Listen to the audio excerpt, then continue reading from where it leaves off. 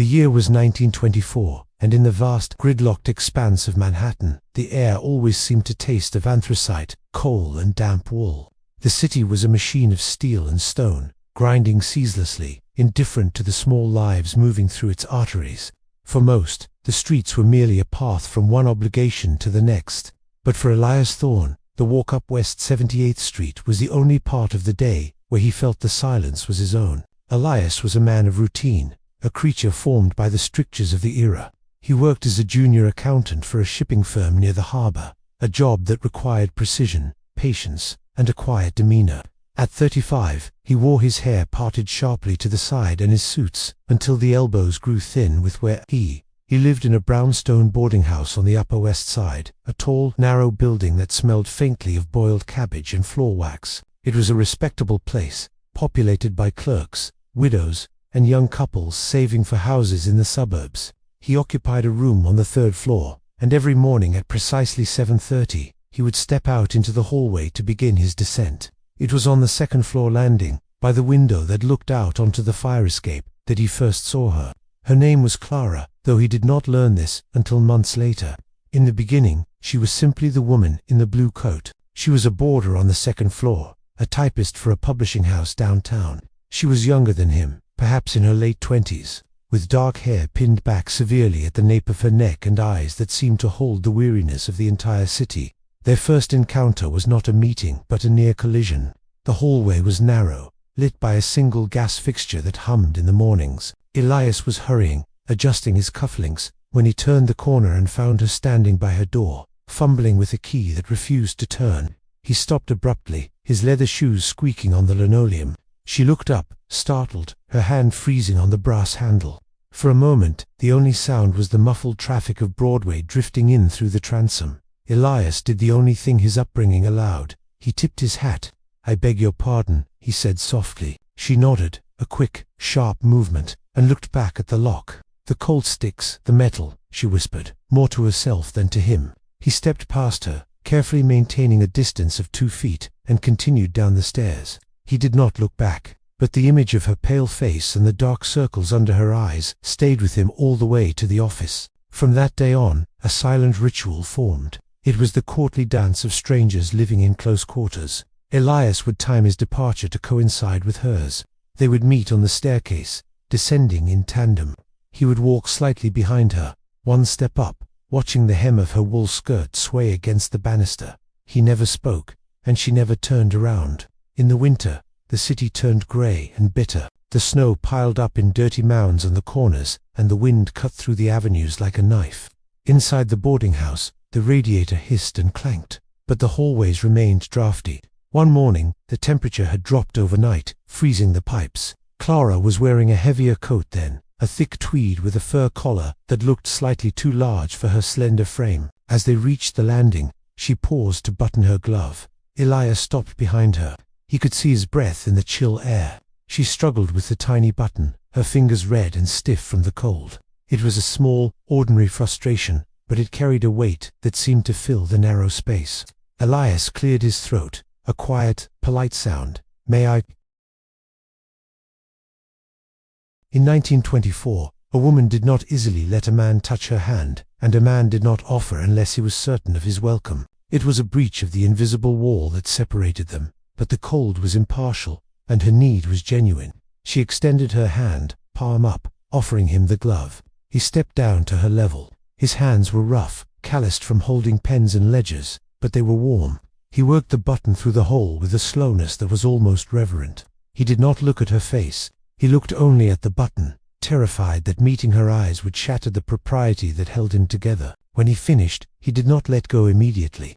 For a fraction of a second, his gloved thumb rested against her wrist. He felt the frantic, tiny pulse of her blood, beating against the skin. "Thank you," she said. Her voice was low, barely audible over the wind, rattling the window pane. "The wind is sharp today," Elias replied, his voice sounding strange to his own ears, thicker than usual. He released her hand and stepped back. "You should take the streetcar.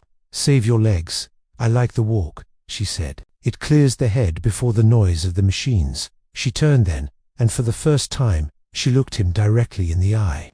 It was a brief glance, a flash of recognition that they were both soldiers in the same quiet army, marching toward their duties.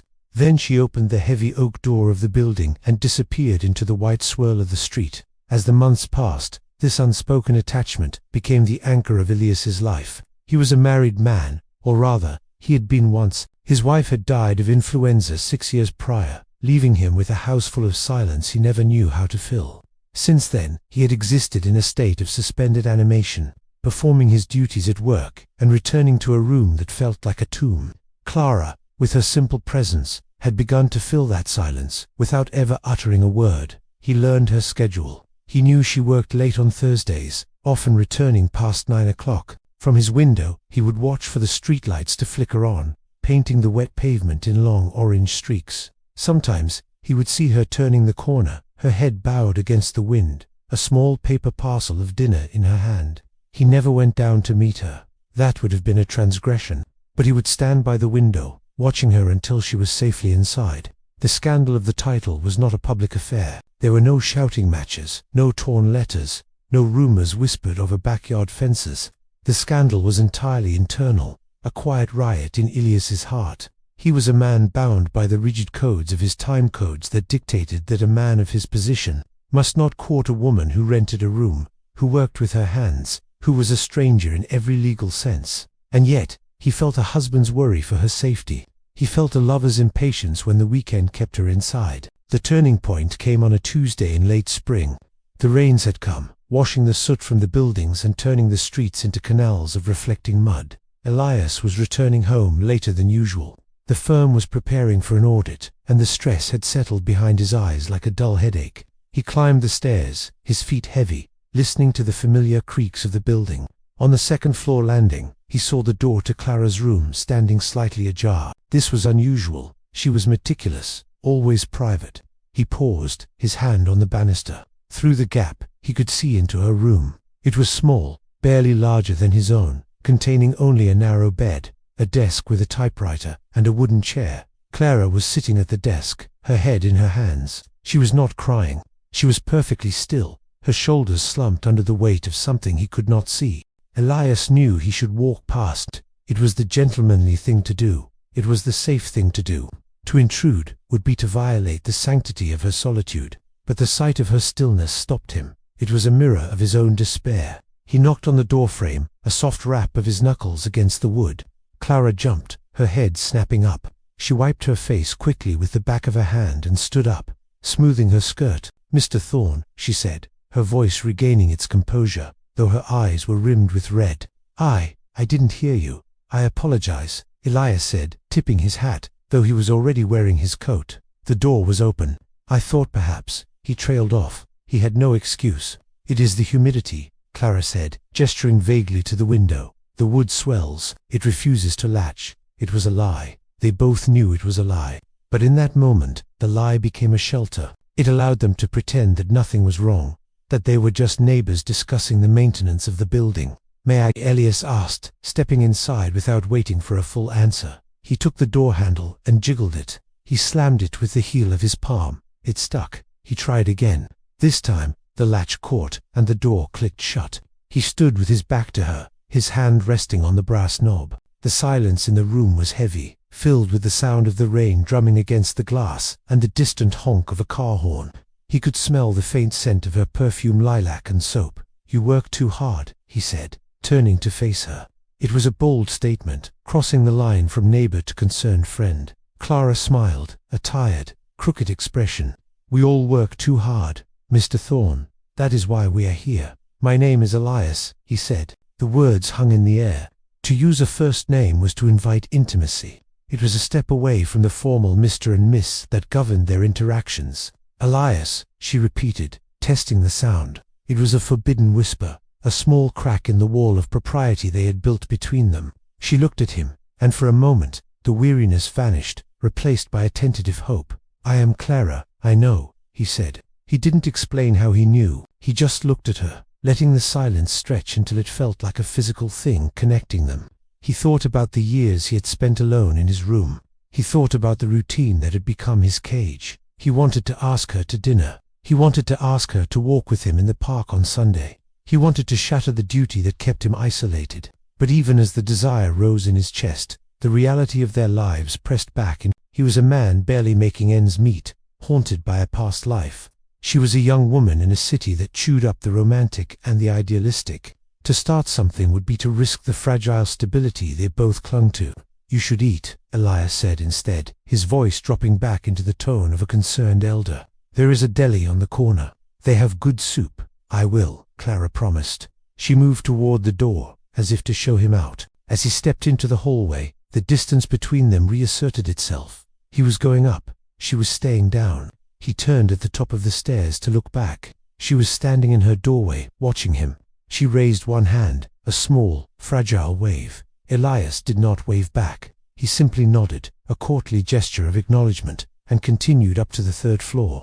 The next week, the building changed. The landlord posted a notice. Renovations were to begin, rents would rise, and tenants were given 30 days to vacate.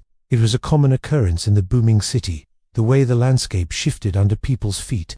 The community of the brownstone was scattering. Elias saw Clara packing boxes one evening. She was folding her clothes with the same precision she applied to her typing.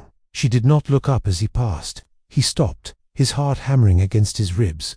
This was the moment. If he was ever going to speak, to offer something, to break the silence, it had to be now. "Where will you go?" he asked. She paused, a dress draped over her arm. "Brooklyn," she said. "My sister has a room in Flatbush. It is quieter there." "It is far," Elias said. "It is cheaper," she replied, which was the only truth that mattered.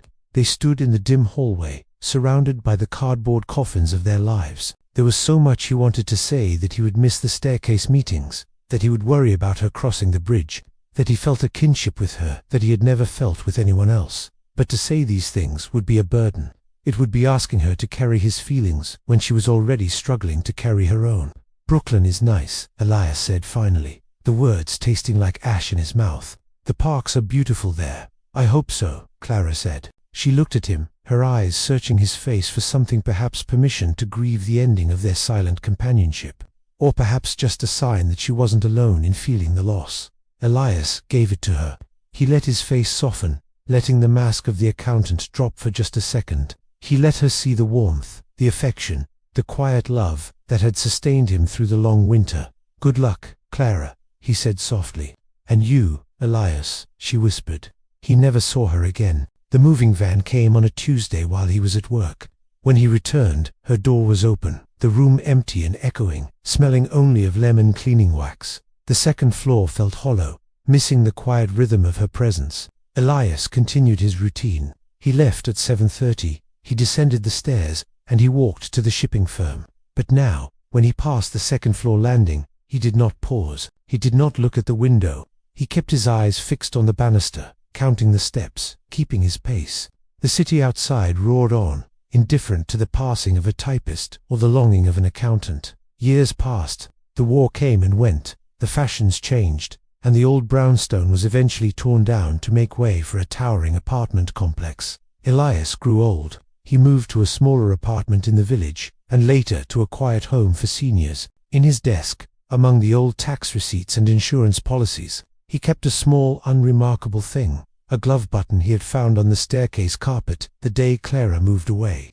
It was made of dull black plastic, worthless to anyone else. Sometimes, in the long quiet of the afternoon, he would take it out and hold it in his palm. He would remember the cold hallway, the smell of lilacs, and the way her pulse had felt against his thumb for that one fleeting second. It had been a love that consisted entirely of restraint, a whisper that never grew into a voice, a courtly duty that never slipped into scandal. He had never even held her hand. And yet, as he sat by the window watching the traffic lights change on the avenue, he felt that he had been loved in return. They had recognized each other in the noise, and that, he decided, was enough. The city had tried to bury them, but they had survived it, if only for a moment, by being witnesses to each other's lives. The sun set over the rooftops, painting the sky in shades of bruised purple and gold. Elias closed his hand around the button, the whisper of the past safe in his grasp, and turned his chair toward the darkening room.